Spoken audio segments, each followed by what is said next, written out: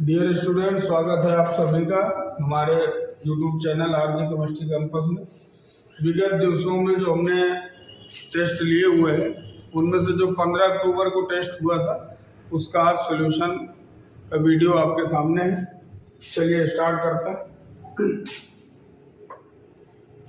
शुरुआत करेंगे ऑब्जेक्टिव के साथ। पहला क्वेश्चन आपके सामने, प्रतिरोध आर के किसी तार के टुकड़े को 5 बराबर भागों में काटा जाता है। इन टुकड़ों को पार्थक्रम में संयोजित कर देते हैं। तो सबसे पहले देखिए, प्रतिरोध आर का कोई तार है, इसके यदि 5 टुकड़े करेंगे तो r/5 r/5 r/5 5 बराबर हिस्से ये हो गए। इस तरह से 5 टुकड़े इसके हो गए। अब क्वेश्चन क्या कह रहा है, इन टुकड़ों को पार्श्व में संयोजित कर देते हैं। पार्श्व क्रम मतलब समांतर क्रम। समांतर क्रम में तुल्य प्रतिरोध का सूत्र 1/r। जितने प्रतिरोध होते उतने प्लस करते चले जाते हैं। 5 है तो हम 5 तक चले जाएंगे।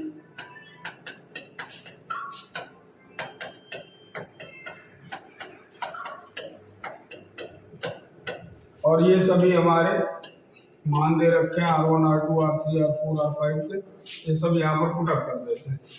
तो रिजल्ट क्या मिलेगा, 1/r। और यहाँ भी सब की वैल्यू वही दे रखी है।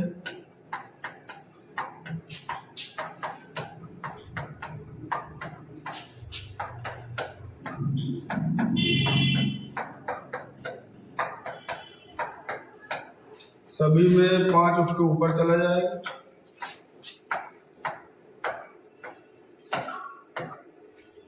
रिजल्ट क्या मिलेगा, 1/r। थोड़ा सा डायरेक्ट इसको सॉल्व करें तो नीचे हो जाएगा r का एलसीएम और ऊपर 5 + 5 ऐसे होता चला आएगा। तो गौर करिए, इधर 5 बार आना है।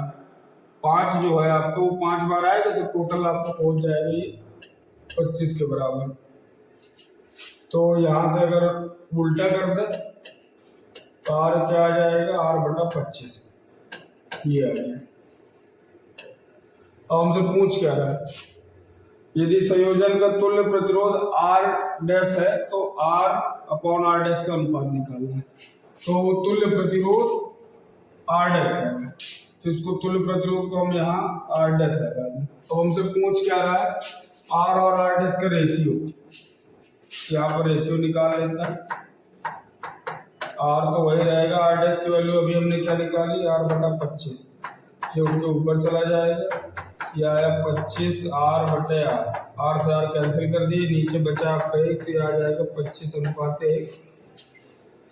तो ऑप्शन आपका डी नंबर 25:1। ठीक है बेटे, चले अगले क्वेश्चन में। अगला क्वेश्चन ये रहा आपका, किसी विद्युत बल्ब का पाठ्यांक 220 वोल्ट 100 W है, तब इसे 110 वोल्ट पर प्रचालित करते हैं, तब इसके द्वारा उपभोग शक्ति हो। तो चलिए देखिए, सबसे पहले तो जो मान दे रखे हैं विद्युत बल्ब का पाठ्यांक, V मतलब वोल्ट, ये आपको दे रखा है 220 वोल्ट, और 100 W मतलब 100 वाट। वाट बेटा यानी सामर्थ्य, पावर, और वोल्ट यानी विभव। इन दोनों का मान ये दे रखा है। अब आगे क्या कह रहा है, यदि इसे 110 वोल्ट पर प्रचालित किया जाए। सबसे पहले जो दोनों मान दे रखे हैं इनसे आप क्या करिए, धारा निकालिए। तो सूत्र आप सभी ने पढ़ रखा है, P = V है। P की वैल्यू यहाँ से 100 और V की वैल्यू 220 × I। इसको नीचे ले आइए, 100/220 ये आपको पहुंच जाएगा I। 0 0 और कट करना चाहे 2 से कर दीजिए तो आपका 5 और इधर 11, तो I का मान आ जाएगा 5/11 एम्पीयर। अब देखिए क्वेश्चन क्या कह रहा है। क्वेश्चन कह रहा है कि यदि इसे 110 वोल्ट पर प्रचालित किया जाए तब इसके द्वारा उपभोग शक्ति होगी। मतलब पहले का जो वोल्टेज था वो 220 था, वो चेंज होकर के उसका आधा हो जाए, 110 वोल्ट हो जाए। तब आप फिर से यहाँ पर सामर्थ्य का सूत्र लगा दीजिए, P = V है। तो P = V का मान ये दे रखा है 110, और धारा भी हमने कितनी निकाली, 5/11।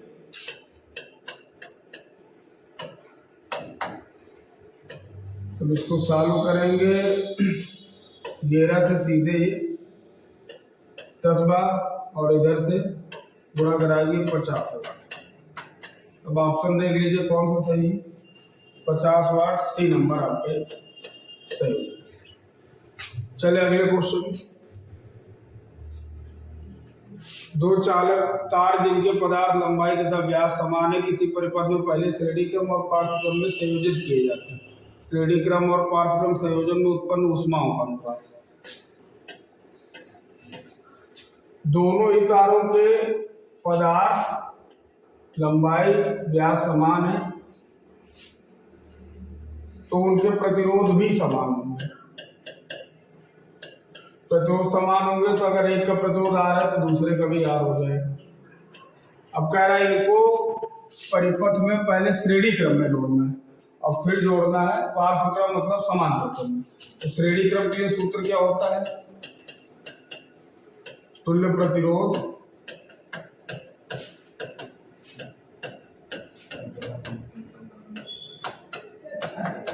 R is equal to R1 plus R। दोनों के ही मान R और R ही दे रखे हैं, ये हो जाएगा R प्लस R यानी आ जाएगा 2R। तो श्रेणी क्रम में जो तुल्य प्रतिरोध आया वो आया आपका 2। अब कह रहा है इन्हीं को पहले श्रेणी क्रम फिर जोड़ा जाना है इन्हीं को पार्श्व क्रम में। तो अब इन्हीं को जोड़ दीजिए पार्श्व क्रम यानी समांतर क्रम में। उसके लिए सूत्र क्या होता है, 1/R is equal to 1/R1 plus 1/R। दोनों का मान R दे रखा, R रख दीजिए, कैल्शियम हो जाएगा R, यहाँ से आ जाएगा 2, उल्टा करिए तो आपका R आ जाएगा R/2। ये आ गया तुल्य प्रतिरोध पार्श्वक्रम में। अब पूछ क्या रहा है,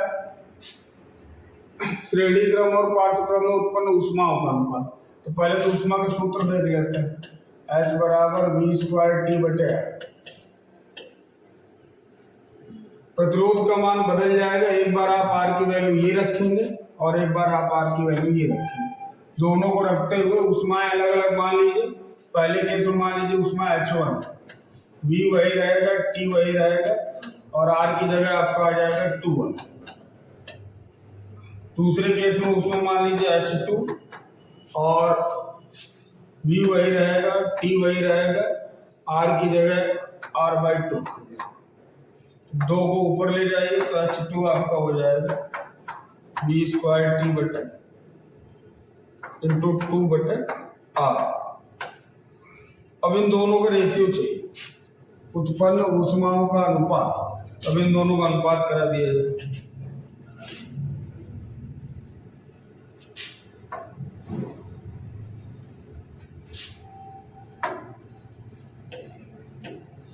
माइनस बार फिर से लिख देता हूँ, H1 था V²T 2R और H2 था आपका 2V²T R। दोनों का भाग करा दीजिए।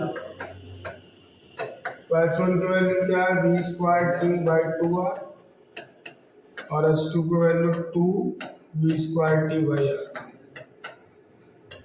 मल्टीप्लाई। तो ऊपर आपका आया V²T R और नीचे आया ये हो जाएगा 4 और V²T R। तो इसमें पूरा कैंसिल ही आ जाएगा आपका 1:4 यानी कि सी नंबर। ठीक, आगे बढ़ता। 1 किलोवाट घंटा तुल्य 1 किलोवाट घंटा, इसको आप तोड़ के लिखेंगे तो इसको हम लिख सकते हैं 1 किलोवाट में 1000 वाट, ये हो गया 1000 वाट। और यदि घंटे को हम सेकंड में बदले तो 1 घंटे में 60 मिनट और 1 मिनट में 60 सेकंड। ये हमारा हो जाएगा, ये आपका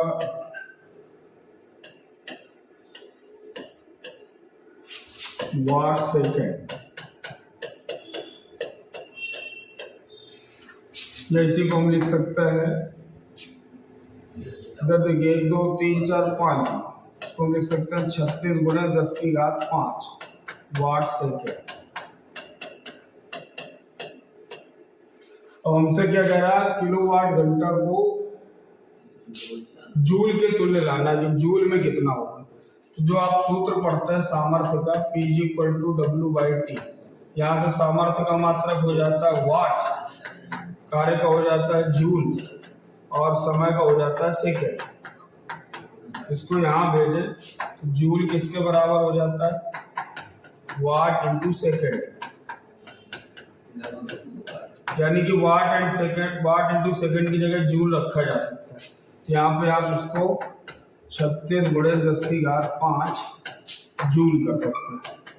और दशमलव को यदि एक अंक खिसका दे तो आप इसको लिख सकते हैं 3.6 गुणे 10⁶ 1 किलोवाट घंटा इतने जूल के तुल्य होता है। ऑप्शन देख लीजिए, डी या बढ़ते हैं अगले क्वेश्चन की ओर।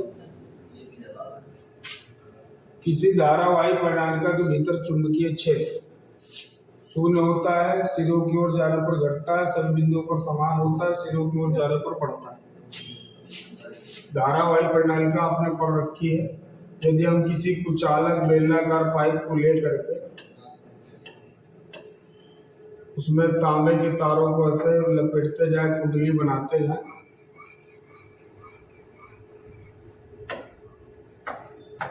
और यहाँ से एक बैटरी जोड़ दें,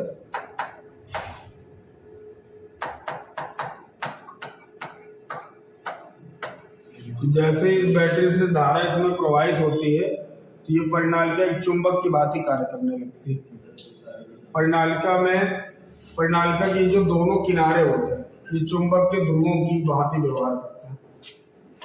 जैसे चुंबक में उत्तरी और दक्षिणी ध्रुव होते हैं, उसी तरह इसके भी दोनों किनारे परिनालिका बेटा एक प्रकार का अस्थायी चुंबक होता है। क्यों? जब तक इसमें धारा जाएगी तब तक इसमें चुंबकत्व विद्यमान रहेगा। जैसे धारा का प्रवाह रोक दिया जाएगा तो इसमें मतलब चुंबकत्व जो इसका होगा वो समाप्त हो जाएगा। तो अब जैसे चुंबक में क्या होता है, अब ये परिनालिका जब धारा इसमें प्रवाहित हो रही है तो ये एक चुंबक बन चुकी है। अब जैसे चुंबक में किनारों की ओर क्या होता है, चुंबकीय क्षेत्र प्रबल होता है। जैसे चुंबक के बीच की ओर आता है, मध्य की ओर बढ़ता है तो चुंबकीय क्षेत्र घटता जाता है।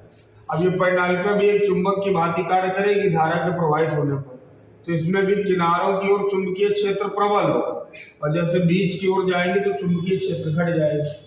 तो हमसे पूछ रहा है किसी धारावाही प्रणालिका के भीतर चुंबकीय क्षेत्र, तो एक तो ये कह रहा है सभी बिंदुओं पर समान होता है, तो ये तो हो नहीं सकता बेटा, क्योंकि किनारों पर अधिक होता है, बीच में कमजोर होता है, सिरों की ओर जाने पर बढ़ता है। जैसे ही आप किनारों की ओर आएंगे तो ये चुंबकीय क्षेत्र बढ़ेगा, तो आपका डी सही है। बढ़े अगले क्वेश्चन। प्रतिरोध का गुण होता है, प्रतिरोध नाम से स्पष्ट है, रोध यानी जो रुकावट उत्पन्न करता है। प्रतिरोध का गुण होता है धारा के मार्ग में रुकावट उत्पन्न करना। तो अगर रुकावट उत्पन्न होगी तो धारा की गति घटेगी ना कि बढ़ेगी, तो पहला तो हो नहीं सकता धारा की गति बढ़ाना। धारा का नियंत्रण, इलेक्ट्रॉनों के प्रवाह का विरोध, बी व सी दोनों। धारा का नियंत्रण आप कह सकते हैं, इलेक्ट्रॉनों के प्रवाह का विरोध, मुक्त इलेक्ट्रॉनों का प्रवाह ही आवेश का प्रवाह होता है, यानी धारा का प्रवाह होता है। तो ये दोनों काम करता है, धारा का नियंत्रण और इलेक्ट्रॉनों के प्रवाह का विरोध। तो जो बी और सी दोनों, डी आपका सही। अगला देखिए, धारा का प्रवाह होता है विभव के कारण, विभवांतर के कारण, प्रतिरोध के कारण, प्रोटॉन के कारण। तो जैसे हमने पढ़ा था कि जैसे दो अलग अलग ताप की वस्तुएं हों, एक का ताप ज्यादा हो एक का ताप कम हो, तो उनके बीच ऊष्मा का प्रवाह अधिक ताप वाली वस्तु से कम ताप वाली वस्तु की ओर होने लगता है। मतलब जब भी दो वस्तुओं में तापांतर होता है, ताप का अंतर होता है, तो उनके बीच ऊष्मा का प्रवाह होता है। और ये क्रिया तब तक चलती है जब तक कि दोनों का ताप बराबर ना हो जाए, और जिस स्थिति पर दोनों का वस्तुओं का ताप बराबर हो जाता है, ऊष्मा का प्रवाह रुक जाता है। इसी तरह यदि दो चालक है या किसी चालक के दो बिंदु हैं, उनमें अगर विभव का अंतर है, विभवांतर है, विभवांतर के कारण ही आवेश का प्रवाह होता है। अगर विभव में अंतर नहीं होगा, विभवांतर बराबर होगा, विभवांतर शून्य होगा, तो आवेश का प्रवाह नहीं होगा। जब आवेश का प्रवाह नहीं होगा मतलब धारा का प्रवाह नहीं होगा। तो उस हिसाब से देखा जाए तो उत्तर आपका बी नंबर, विभवांतर के कारण। जब दो चालकों, जैसे ऊष्मा का प्रवाह होता है तापांतर के कारण, उसी तरह धारा का प्रवाह होता है विभवांतर के कारण। चलिए अगला। तो यहाँ से आपका ऑब्जेक्टिव क्वेश्चन कंप्लीट हुए। चलते हैं शॉर्ट क्वेश्चन की तरफ। पहला क्वेश्चन आपके सामने, दिए गए पदार्थ के किसी एल लंबाई तथा ए मोटाई के तार का प्रतिरोध 4 ओम है। इसी पदार्थ के एक अन्य तार का प्रतिरोध क्या होगा जिसकी लंबाई आधी तथा मोटाई दुगनी है पहले तार की अपेक्षा। तो हमने ओम के नियम के बाद जो प्रतिरोध की निर्भरता पढ़ी थी उसमें हमें सूत्र मिला था, एक बार रिवाइज कर लें। निर्भरता क्या थी?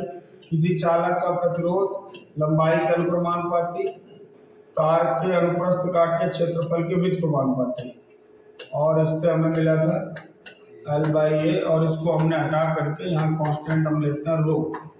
ये फार्मूला में मिलता है। रो क्या होता है? चालक का विशिष्ट प्रतिरोध। तो अब इसी फार्मूले से इस क्वेश्चन को हम सॉल्व करेंगे।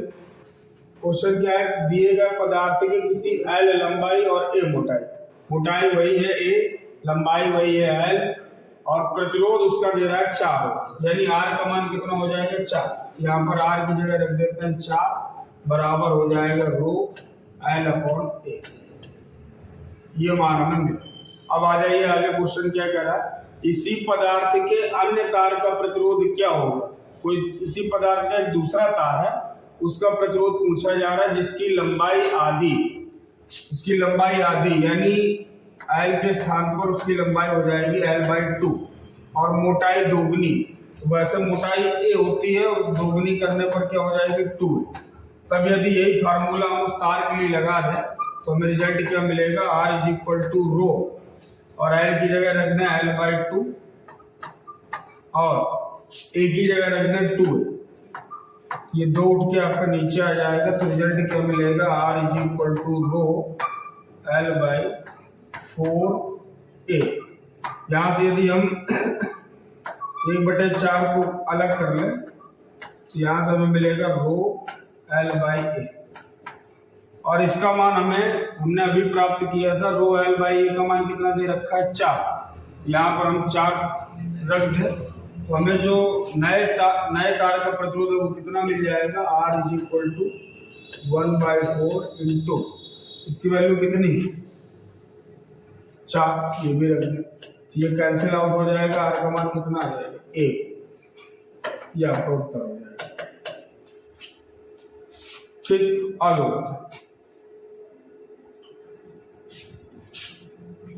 अगला क्वेश्चन भी प्रतिरोध से है। प्रतिरोध के 6 ओम प्रतिरोध के 3 प्रतिरोधकों को किस प्रकार जोड़ा जाए कि तुल्य प्रतिरोध 9 हो जाए, नंबर 1, और दूसरा कह रहा है 4 ओम हो जाए। अब प्रतिरोधों के संयोजन के आपने 2 प्रकार पढ़ रखे हैं, या तो प्रतिरोधों को श्रेणी क्रम में जोड़ा जाता है या तो समांतर में जोड़ा जाता है। ठीक है, तो एक बार दोनों को जोड़ के देख लेते हैं। 6 ओम के 3 प्रतिरोधकों को किस प्रकार जोड़ा जाए कि तुल्य प्रतिरोध 9 ओम हो जाए। पहला ले रहे हैं, तुल्य प्रतिरोध चाहिए 9।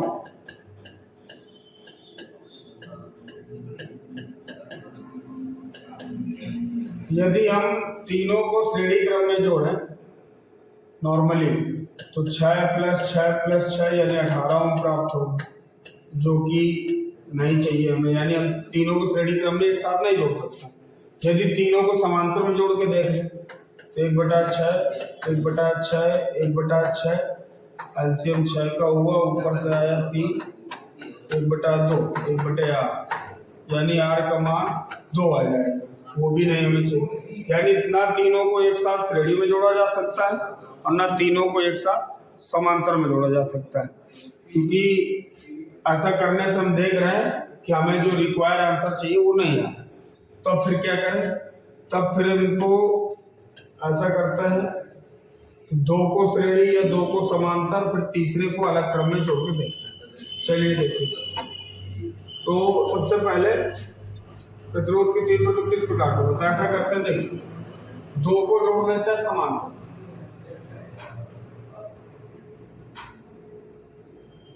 और इन दोनों के साथ तीसरे को जोड़ देते हैं श्रेणी में।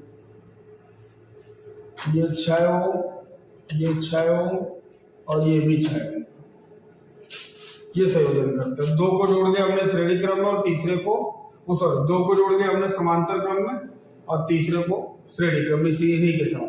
तो पहले इनका मान निकालते हैं, दोनों का तुल्य प्रतिरोध कितना आएगा। ये 6 ओम 6 ओम समांतर क्रम में, तो सीधे सूत्र लगा देते हैं। दो प्रतिरोध जब समांतर क्रम में जोड़ा होता है, सूत्र क्या होता है, R is equal to R1 into R2 upon R1 plus R2। यहाँ से हमें मान कितना मिल जाएगा, 6 गुणे में 6 और नीचे आ जाएगा आपका 12, यानी आ जाएगा 36/12। कैंसिल करने से R का मान कितना आ जाएगा, 3। यानी इन दोनों के संयोजन से हमें कितना मिल गया, 3। तो इन दोनों एक नया फिगर बना लेते हैं। इन दोनों के संयोजन से हमें मिला 3 और फिर ये दे रखा है 6।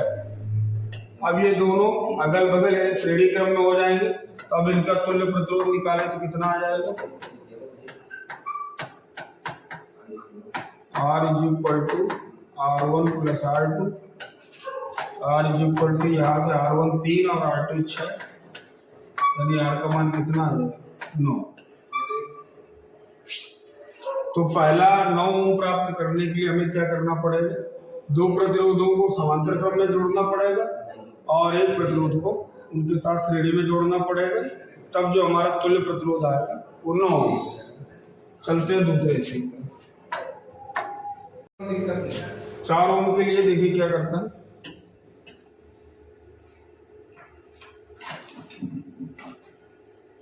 दो प्रतिरोध ले लेते हैं श्रेणी क्रम में और तीसरा जोड़ देते हैं इन्हीं के साथ नीचे समांतर क्रम। ये 6 हुआ, ये 6 हुआ और ये 6। तो पहले ऊपर के दोनों श्रेणी में जोड़ रख के इनको हल कर लेते हैं। तो 6 ओम और 6 ये श्रेणी में,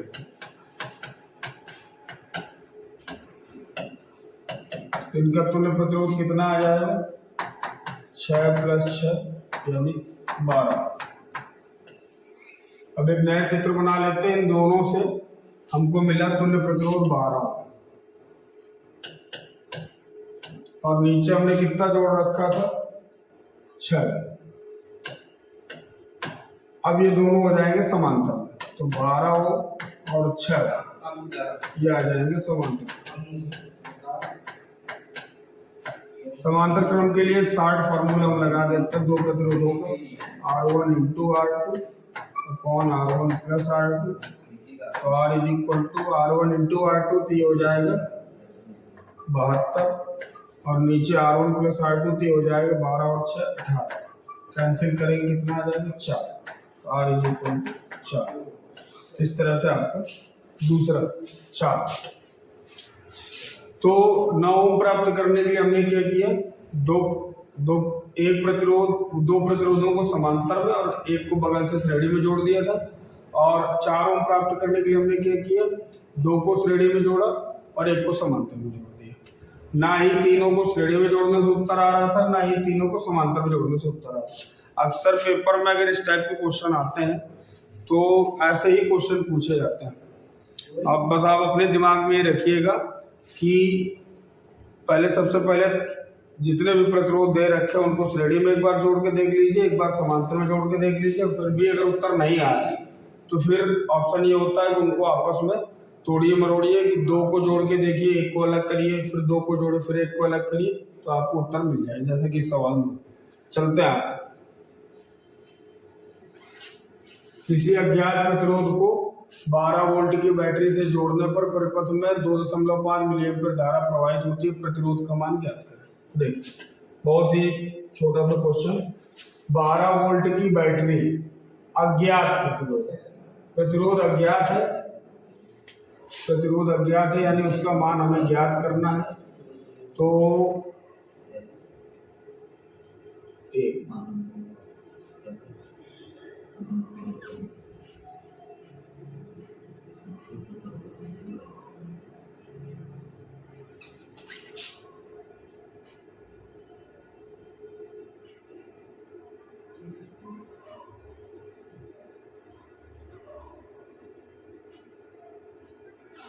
चलिए प्रतिरोध जो अज्ञात है मान लेते हैं उसका मान R है, ये हमें निकालना है। 12 वोल्ट की बैटरी, ये बेटा विभवांतर V का मान दे रखा है 12 वोल्ट। परिपथ में धारा कितनी प्रवाहित हो रही है, I का मान 2.5 मिली। तो पहली बात तो मिली को हम चेंज कर लें, तो इसमें हम 10 की घात -3 से गुणा करा दें, ये चेंज हो जाएगा एम्पियर। अब हमसे पूछ क्या रहा, प्रतिरोध निकालना है, V दे रखा, I दे रखा, प्रतिरोध पूछ रहा है, लगा देते हैं ओम के नियम से। क्या होता है बेटा सूत्र, V = I है। तो V कितना था 12, I कितना है 2.5 और 10 की घात -3 और R निकालना। इसको उठा करके नीचे ले आई तो 12 और नीचे आ जाएगा 2.5 और 10 की घात -3 बराबर हो जाएगा R। यहाँ से दशमलव हटा करके ऊपर 0 बढ़ा दीजिए और 5 से इसको तो 5 बार में और 5 से इसको भी काट लीजिए तो यह आ जाएगा 24 और ये जो 10 की घात -3 इसको ऊपर ले लीजिए तो R का मान हमें कितना मिल जाएगा 24/5। ये 10 की घात -3 ऊपर जाएगा तो प्लस का हो जाएगा 24/5 और गुणा 10 की घात प्लस का, ये ऊपर पहुंच गया। 5 का भाग 24 में दे दीजिए, लगभग 4.8 पूरे 10 की घात 3। मात्रक क्या होता है प्रतिरोध का ओम, यह आपका प्रतिरोध। बढ़ते हैं अगले क्वेश्चन की ओर। और अगला क्वेश्चन आप बताओ, किसी 4 ओम प्रतिरोधक के से प्रति सेकंड 100 जूल ऊष्मा उत्पन्न होती है, प्रतिरोध के शिरों का विभवांतर ज्ञात है।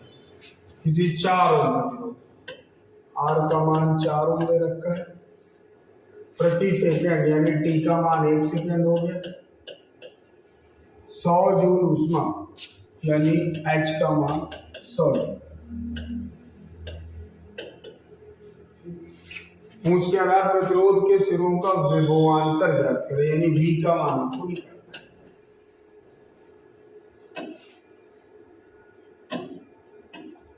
अब इधर देखिए, H के आपने कई सूत्र पढ़ रखे हैं, VIT भी होता है, I2RT भी होता है,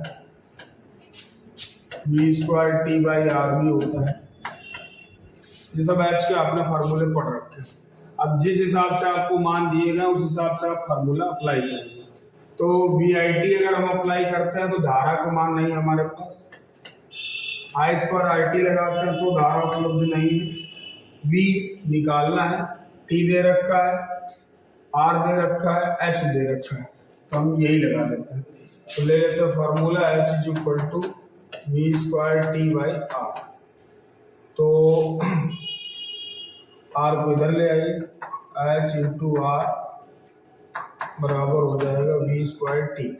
अब इनके मान रख दीजिए, H का मान कितना दे रखा था 100 गुण R था 4 बराबर V2 निकालना है और T का मान कितना दे रखा है 1, T का मान तो 1 का गुणा कराने से कोई फर्क नहीं पड़ेगा, ये स्क्वायर इधर आ जाएगा तो रूट में हो जाएगा 400 बराबर V के। आप रूट से बाहर करेंगे 20 आ जाएगा, 20 वोल्ट।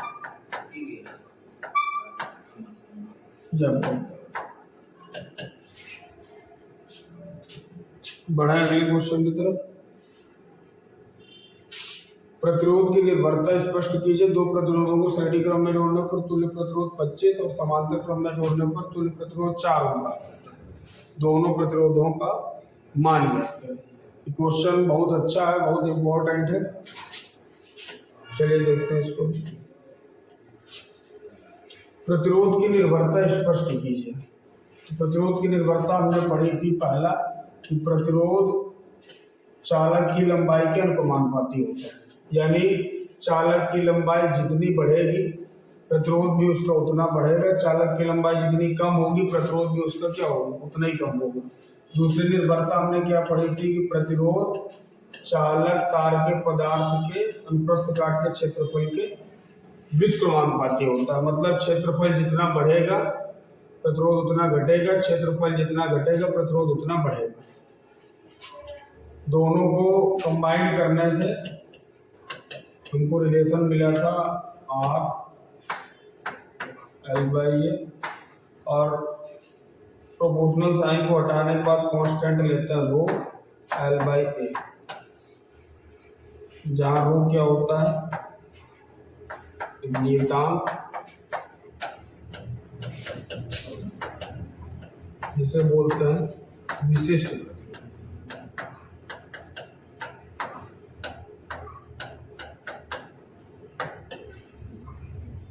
विशिष्ट प्रतिरोध आप लोग अभी इंटरमीडिएट पहुंचेंगे, वहाँ पे आपको बहुत डीपली पढ़ना होता है विशिष्ट प्रतिरोध के बारे में।